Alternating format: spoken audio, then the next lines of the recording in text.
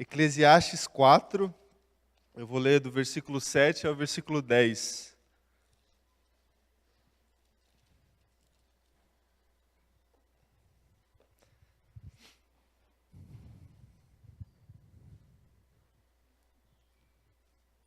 Todos encontraram aí? Todo mundo tem Bíblia, traz a Bíblia para o culto, né? Diz assim, ó: descobri ainda outra situação absurda debaixo do sol. Havia um homem totalmente solitário, não tinha filho nem irmão, trabalhava sem parar. Contudo, os seus olhos não se satisfaziam com a sua riqueza. Ele sequer perguntava: para quem estou trabalhando tanto? E por que razão deixo de me divertir? Isso também é absurdo. É um trabalho por demais ingrato. É melhor ter companhia do que estar sozinho, porque maior é a recompensa do trabalho de duas pessoas. Se um cair, o amigo pode ajudá-lo a levantar-se, mas pobre o homem que cai e não tem quem o ajude a levantar-se. Até aqui, feche teus olhos, irmão e irmã.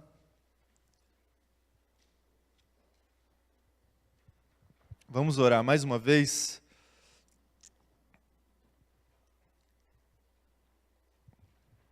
Senhor Deus, Pai, diante da Tua palavra, Deus, a gente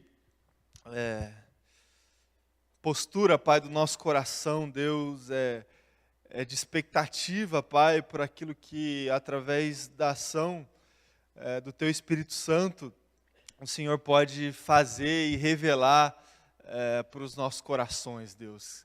A gente, diante da leitura da Tua palavra e da reflexão da Tua palavra, o que a gente espera, Deus, é que a Tua vontade seja feita. Que a Tua vontade seja feita aqui nesse lugar, que a gente Te ouça, Deus, que a gente ouça a voz do Teu Espírito Santo e que a ação da Tua palavra também revele a Tua vontade nas nossas vidas, que a gente, ouvindo a Tua palavra, Te obedeça e realize a Tua vontade no nosso dia a dia, na nossa semana, diante dos nossos desafios, diante dos obstáculos que nós encontramos na nossa semana. Deus, nos ajuda, Deus, a entender o que o Senhor quer de nós, e que o Teu Espírito Santo fale agora aos nossos corações, Deus, em nome de Jesus. Amém. Irmãos, a gente tem, nesse mês de agosto, conversado sobre intimidade, e a gente conversou nos 2 primeiros domingos a respeito da intimidade que a gente tem que ter com Deus. A gente conversou no primeiro domingo sobre a intimidade com Deus a partir de uma perspectiva de lugar, e a gente conversou no último domingo a respeito da intimidade que a gente tem que ter com Deus a partir de uma relação de amizade. E nos 2 próximos domingos, hoje e no próximo domingo, a gente vai continuar conversando sobre a intimidade, mas a gente vai conversar sobre a intimidade que a gente deve ter com o próximo, com as pessoas que estão à nossa volta. E hoje a gente vai conversar sobre intimidade com o próximo a partir de uma relação de amizade. Indo já direto ao ponto, sem fazer muitos rodeios, e indo direto ao texto que a gente leu, de Eclesiastes, a gente percebe que o autor desse texto, o autor do livro de Eclesiastes, ele tem a seguinte percepção do absurdo. Não sei se você reparou na leitura. Para o autor de Eclesiastes, é um absurdo um homem solitário que trabalha exageradamente, não se satisfaz com os resultados materiais que esse trabalho gera, por isso sua vida é sem sentido e sem diversão. É essa a percepção do absurdo que o autor de Eclesiastes tem nesse texto que a gente leu. Esse homem. E esse homem que o autor descreveu há anos atrás, A gente consegue encontrar esse tipo de gente hoje em dia ou não? Um homem que trabalha exageradamente,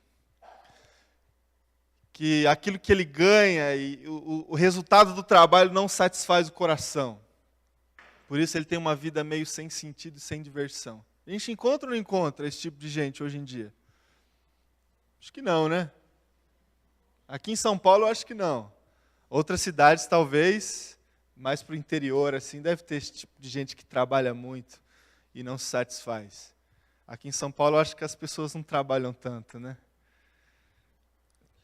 Essa percepção do autor de Eclesiastes é uma representação quase que exata da maioria dos homens e mulheres do nosso tempo. Um texto tão antigo, mas ao mesmo tempo é tão atual. A gente olha para o nosso mundo e olha para as pessoas à nossa volta e não são poucas as vezes que a gente olha para si e enxerga a mesma situação descrita pelo autor de Eclesiastes. Pessoas que trabalham de uma forma exagerada para conquistar coisas, para conquistar estabilidades, para conquistar benefícios do trabalho, mas mesmo conquistando, a satisfação não é completa. Por isso a vida não tem um sentido pleno e às vezes a gente não se diverte quanto a gente deveria se divertir.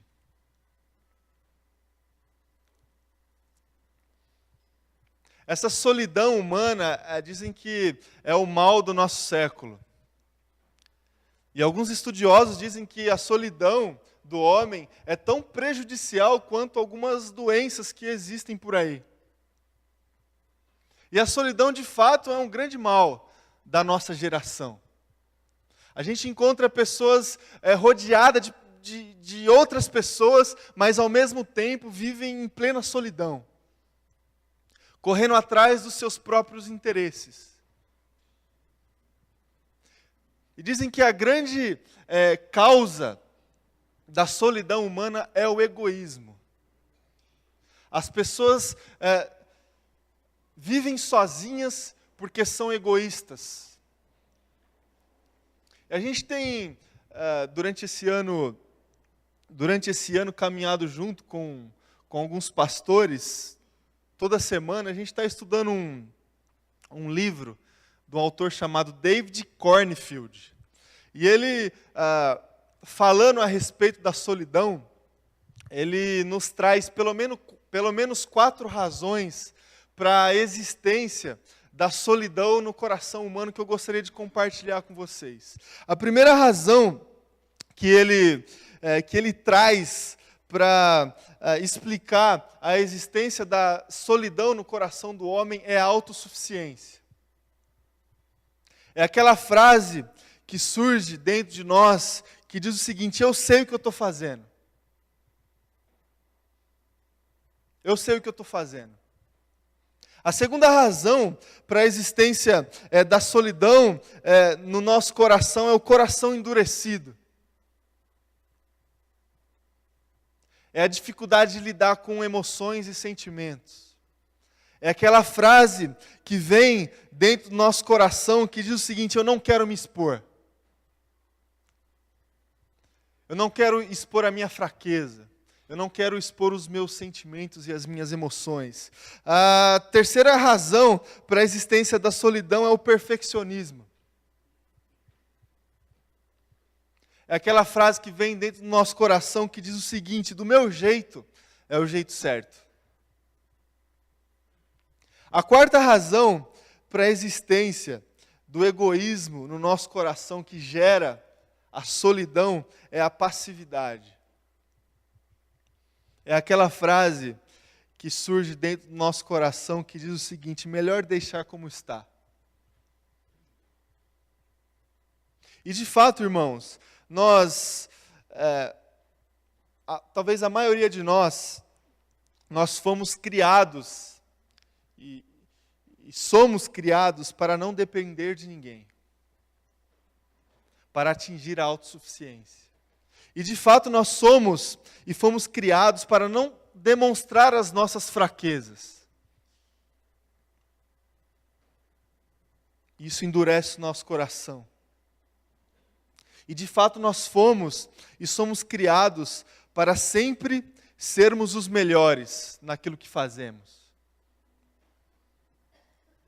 Nós somos criados para sempre buscar a perfeição dentro de uma geração de competitividade da qual a gente vive. E de fato nós fomos e somos criados para o descanso. Eu não sei se você já parou para pensar de como é o rumo natural da vida de todos os homens normais. Para pensar um pouquinho. O rumo natural de todos os homens normais é o seguinte: nós, quando crianças, nós somos criados e preparados para não depender dos nossos pais. Tanto para questões simples como a questão de andar. Quando criança, a gente vai aprendendo a se locomover para não depender de ninguém, de nenhum objeto, de nada. E quanto questões bem maiores, como, por exemplo, quando a gente chega na nossa juventude, a gente passa boa parte da nossa infância, da nossa adolescência e da nossa juventude nos preparando para não depender de ninguém, por exemplo, na questão financeira. Então a gente tem que estudar mesmo. A gente tem que ser alguém na vida. E esse ser alguém na vida é não depender de ninguém, é a gente ser independente para a gente fazer aquilo que a gente quer fazer. Questão financeira, questão familiar, questão profissional. E aí quando a gente atinge essa independência, quando a gente não depende de ninguém, a gente entra numa caminhada de competição que a gente precisa provar o tempo todo para as pessoas que nós somos bons. E o alvo é a perfeição. E a gente segue nessa caminhada de conquista. Porque lá na frente, no final da nossa vida, se a gente seguiu esse caminho natural, aí a gente vai ter condição de descansar. E desfrutar de tudo aquilo que a gente conquistou. Esse caminho é mais ou menos o caminho normal que todos nós buscamos. No início, criar essa independência, depois, com as nossas capacidades e com o objetivo da perfeição no foco, conquistar coisas para que no final da nossa vida a gente tenha condições de descansar e desfrutar de tudo aquilo que nós conquistamos. O interessante, irmão e irmã, que quando a gente olha para o livro de Eclesiastes, a gente tem que tomar alguns cuidados quando a gente olha para esse livro, mas olhando para esse livro, a gente percebe que o autor do livro de Eclesiastes percorreu esse caminho. Ele percorreu esse caminho natural que talvez eu e você esteja percorrendo ainda. Ele conquistou a sua independência. Ele não privou o seu coração de nenhum desejo. Ele teve grandes conquistas materiais. Ele teve grandes resultados na batalha da sua vida. Ele não passou nenhum tipo de dificuldade. Ele percorreu esse caminho da autossuficiência, do coração endurecido, do perfeccionismo, e ele chegou no final da sua vida, quando ele deveria começar a desfrutar de tudo aquilo que ele havia conquistado. Ele chegou no final da sua vida e teve a seguinte conclusão: tudo o que ele viveu foi um absurdo. Tudo que ele viveu não teve sentido. Vaidade, inutilidade, são palavras que a gente encontra quando a gente lê o livro de Eclesiastes. E eu gostaria, irmão e irmã, de olhar para esse texto aqui com vocês essa manhã, para toda essa percepção do absurdo que o autor de Eclesiastes teve, com essa rotina e com esse caminho natural da nossa vida, de falta de sentido e falta de felicidade. e tentar descobrir, também com esse mesmo autor, um antídoto para isso.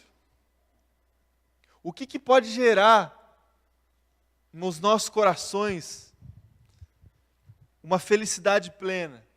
O que pode dar sentido para a nossa vida? O que pode ampliar a nossa sensação de bem-estar diante dessa caminhada natural aí da nossa vida? O próprio autor de Eclesiastes, ele dá para nós um caminho. E esse caminho tem a ver com o estabelecimento de amizades. O estabelecimento de relacionamentos com pessoas. O texto que a gente leu, ele começa e ele descreve esse absurdo desse homem solitário que trabalha exageradamente e não se satisfaz com o resultado do seu trabalho, por isso a sua vida é sem sentido. Só que ele continua, o texto que a gente leu, e no versículo 9, ele nos dá esse conselho. E ele fala o seguinte: é melhor ter companhia do que estar sozinho, porque maior é a recompensa do trabalho de duas pessoas.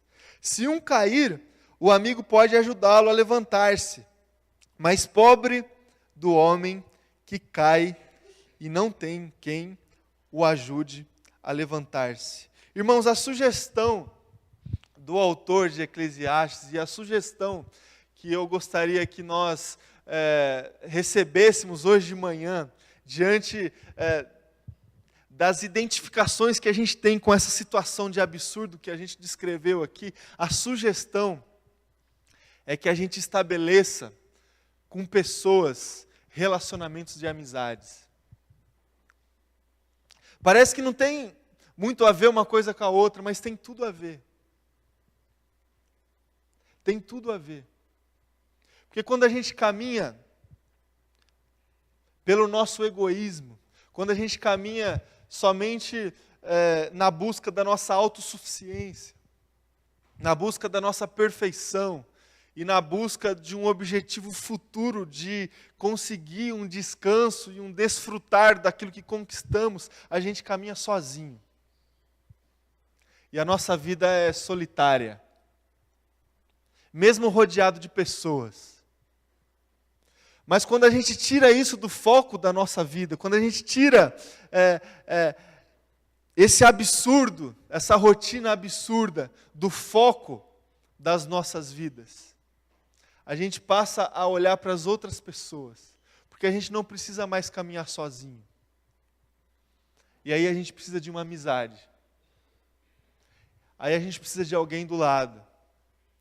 E aí a gente começa a valorizar outras coisas. E aí a gente começa a encontrar sentido para a nossa vida, não mais nas consequências do nosso trabalho, mas o sentido está em o estabelecimento de relacionamentos íntimos e profundos com outras pessoas.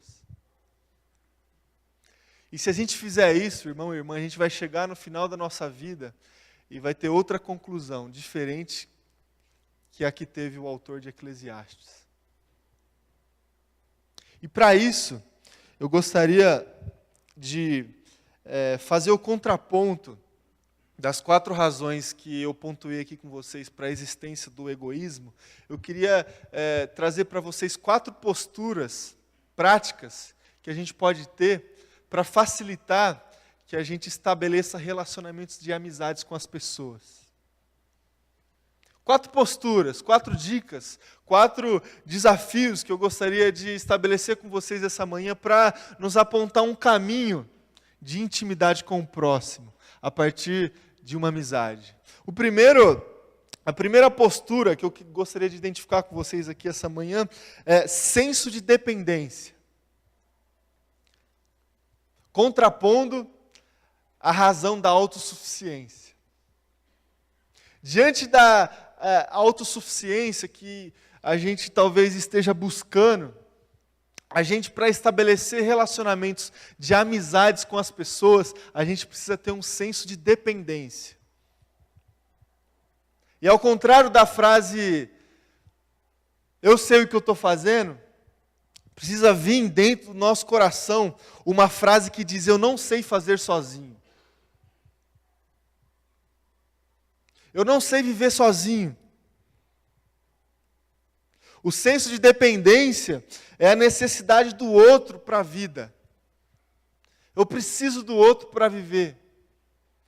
Eu preciso ter essa noção no meu coração que eu não consigo viver sozinho. E que para que a minha vida tenha um sentido verdadeiro, eu preciso de uma outra pessoa. O desafio, irmão, irmã, para que a gente tenha esse senso de dependência na nossa relação de amizade é o afeto. O afeto no sentido de que a gente deve ser afetado e afetar outras pessoas.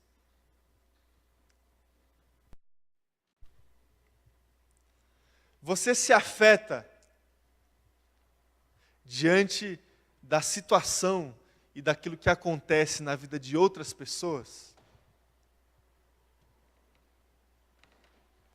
Eu fiz esse exercício antes aqui da mensagem, quando a gente estava orando pelo povo lá do Egito.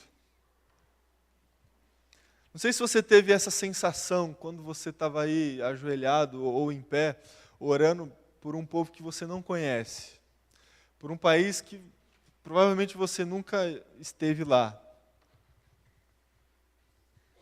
Você consegue se afetar realmente, seu coração sentiu a dor daquelas pessoas? Você tem noção que aquelas pessoas precisam de nós? Elas dependem da nossa oração, dependem do nosso afeto. Eu tive dificuldade, irmão, irmã, de sentir isso quando eu estava orando ali. De ter o meu coração afetado. Para a gente percorrer esse caminho de intimidade com o próximo, a gente precisa se afetar. A dor do outro precisa afetar o nosso coração. A alegria do outro precisa afetar o nosso coração. A situação do outro, de outra pessoa, que não seja você, você precisa sentir isso. Assim como as outras pessoas precisam ser afetadas por aquilo que acontece com você. E aí o senso de dependência se estabelece, porque um depende do outro para viver. Aquilo que acontece com uma pessoa, o outro sente. E aquilo que acontece com o outro, a gente sente. Uma segunda postura que eu gostaria de pontuar aqui com você, para que a gente entre nesse caminho de intimidade com o próximo, é o senso de exposição. Ao contrário do coração endurecido, ao contrário da dificuldade de transparecer a nossa fraqueza, as nossas dores, as nossas tristezas, as nossas dificuldades, os nossos pecados, para que a gente tenha intimidade com as outras pessoas, a gente precisa ter uma postura de exposição.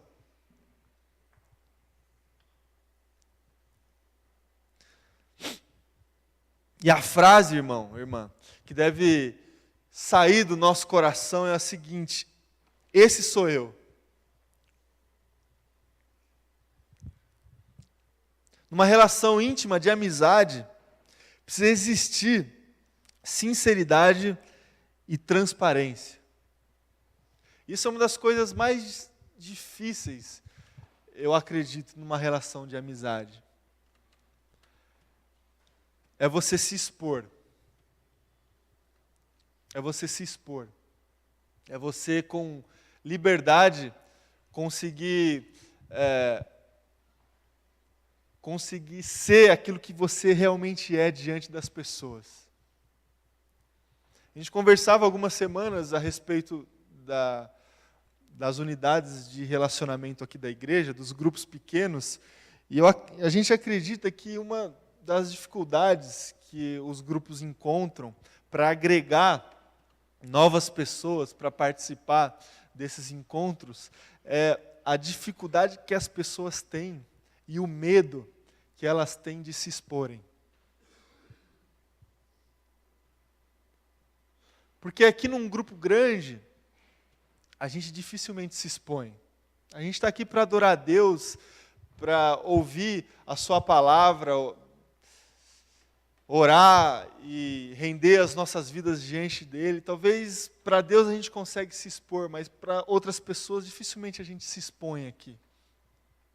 Mas quando você é convidado a estar na sala de alguém, diante de poucas pessoas, a exposição é facilitada. E tem muitas pessoas, irmãos e irmãs, que têm medo e dificuldade de se expor. E por isso fogem desse tipo de programação. Fogem desse tipo de reunião. Eu não vou porque lá eu vou ter que contar aquilo que acontece comigo. Eu não vou porque lá eu vou ser questionado acerca da minha vida e eu vou ter que falar. Então eu não vou. Mas irmão e irmã, a gente precisa olhar para o nosso lado. Olhar para o nosso próximo. E com confiança se expor. Porque só assim a gente estabelece relacionamentos de intimidade. E o desafio para essa relação de amizade é a confiança. Porque a gente só se expõe quando a gente confia.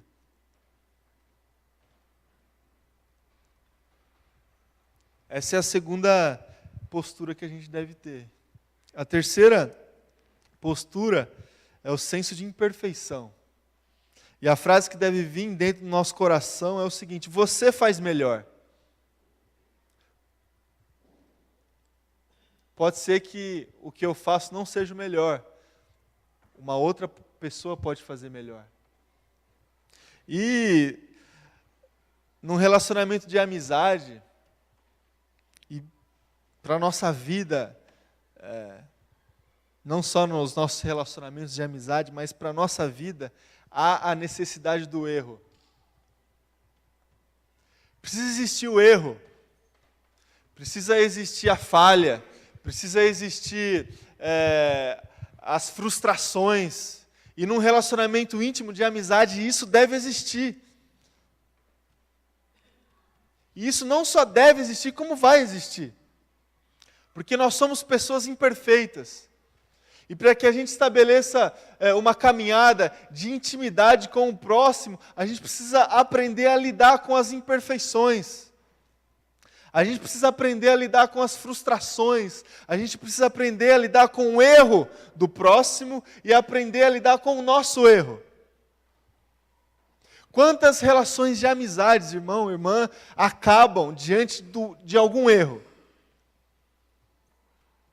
Quantos relacionamentos conjugais acabam diante da existência de um erro? Quantas relações, quantas pessoas têm muita dificuldade de lidar com o erro?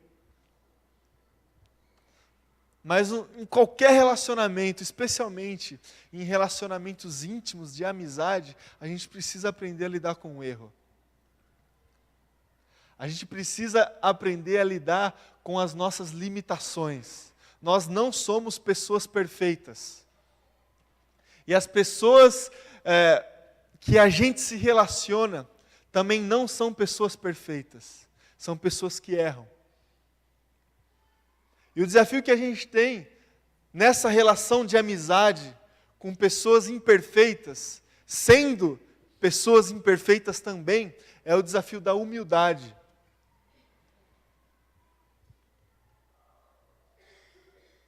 Irmão, a gente deve entrar num relacionamento já sabendo que aquela pessoa vai errar com você, vai falhar. E a gente deve entrar e começar um relacionamento com alguma pessoa já sabendo que você vai errar e você vai falhar. Então precisa existir humildade e perdão. Um quarto e último senso para a gente trilhar aí um caminho de intimidade com o próximo, fazendo aquela contraposição daquelas 4 razões que a gente identificou para a existência do egoísmo no coração do homem, que gera a solidão no homem, é o senso de iniciativa. É aquela frase que vem dentro do nosso coração que diz o seguinte: eu quero, então eu faço.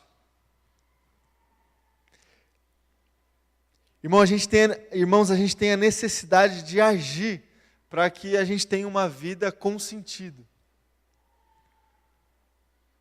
Se não houver iniciativa, relacionamentos não existem. Se não existir ações, uma relação de amizade não acontece.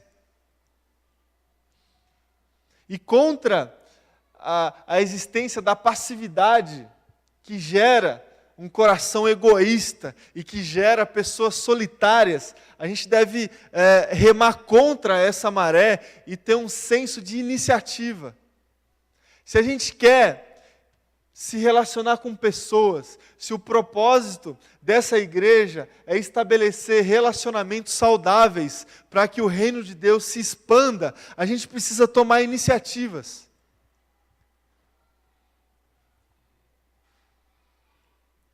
A gente precisa ir ao encontro de pessoas. A gente precisa fazer com que as relações cheguem a um estágio de naturalidade. Mas para que as relações cheguem a esse estágio, precisa de coisas acontecerem antes. A gente precisa ir na direção das pessoas. E as pessoas precisam vir na nossa direção também.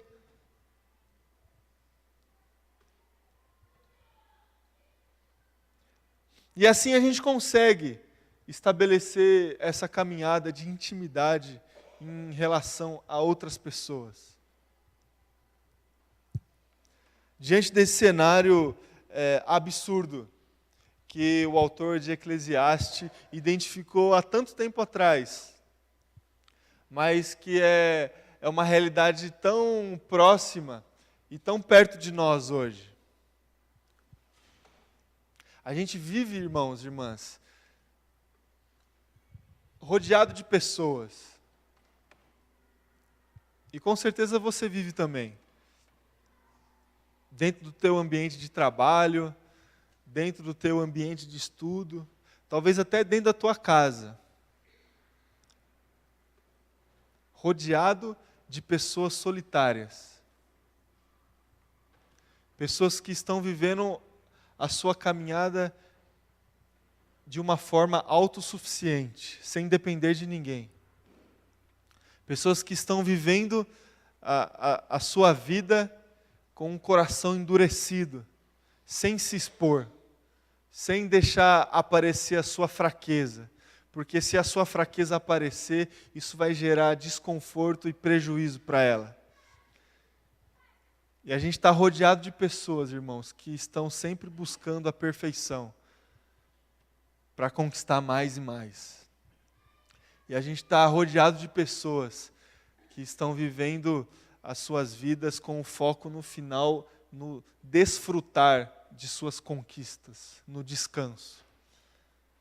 Mas é triste saber que essas pessoas que estão trilhando a sua caminhada de uma forma sozinha, elas vão chegar no final de suas vidas, assim como o autor desse livro de Eclesiastes, e vão olhar para tudo que elas viveram e vão olhar para trás. E talvez chegarão à mesma conclusão que esse sujeito aqui chegou. E vai olhar para trás e vai chegar à conclusão de que tudo que ele viveu, ela viveu, foi inútil. E não teve nenhum sentido. Há um outro caminho, irmão. Há uma outra proposta que tem a ver com a sabedoria bíblica, que tem a ver com aquilo que a gente acredita. Há um outro caminho que a gente pode trilhar. E esse caminho, a gente não precisa trilhar sozinho.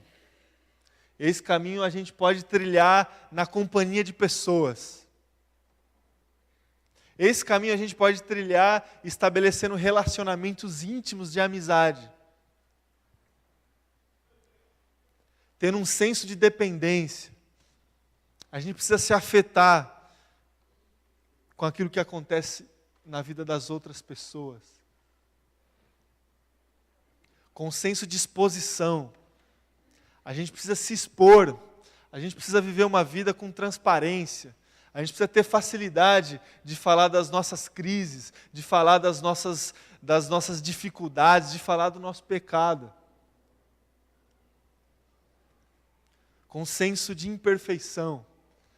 A gente precisa aprender a lidar com o erro do nosso coração e com o erro do coração do próximo. E a gente precisa agir. Não é parado que a gente vai conseguir estabelecer relacionamentos de intimidade com outras pessoas. Então há esse outro caminho. E eu gostaria de desafiar o teu coração para que você trilhe esse caminho.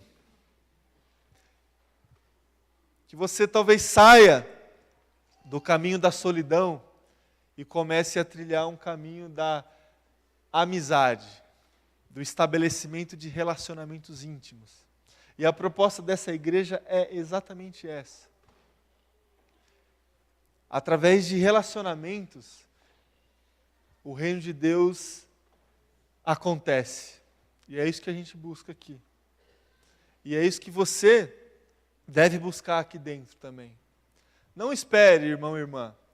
Não espere as pessoas. Faça. Vá ao encontro. Se exponha. E a gente vai continuar essa conversa domingo que vem, né? Mas durante essa semana, veja aí o que você pode fazer para depender mais dos outros, para se expor mais, para lidar melhor com o seu erro e para assim estabelecer mais intimidade com outras pessoas. Amém?